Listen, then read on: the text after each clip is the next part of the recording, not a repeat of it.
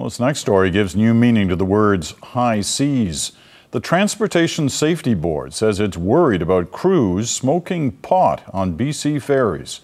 Today, the agency issued a warning as part of its investigation into the Queen of the North. Last year, 2 passengers died when the ferry crashed into an island and sank. Terry Malevsky reports. Ever since the Queen of the North went down, there's been the question why? What was the crew up to? The Transportation Safety Board still doesn't have an answer to that, but it's troubled by some new findings. The mystery of the sinking is really twofold. Why did the crew fail to make a routine course correction? And then, having missed the turn, why did they fail to notice that for 14 minutes while they were steaming full speed ahead into an island?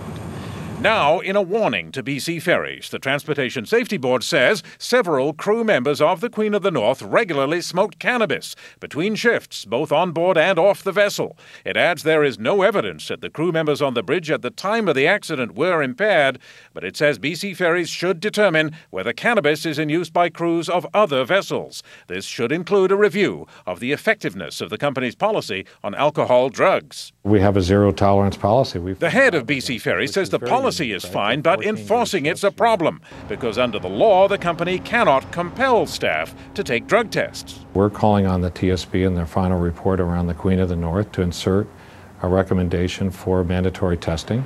Some BC Ferry workers said the rules are strict and they do not see crews smoking pot, but it could happen. It's possible, but I don't see it happening here. But anything's possible, right? One expert on accidents says she's right, that anything is possible when you have ferry crews dealing with long and boring voyages. It doesn't surprise me that people on ships are taking mind-altering substances. There is a song which doesn't go, "What should we do with the drunken newsreader?" but rather, "What should we do with the drunken sailor?" The Safety Board is still working on its final report. It is not saying that the crew was high, and it is not saying that pot smoking sank the ship. But it clearly is saying that pot could be a factor. And the fact is that so far there's no better explanation for why the crew never noticed that they were heading for disaster. Terry Malevsky, CBC News, Vancouver.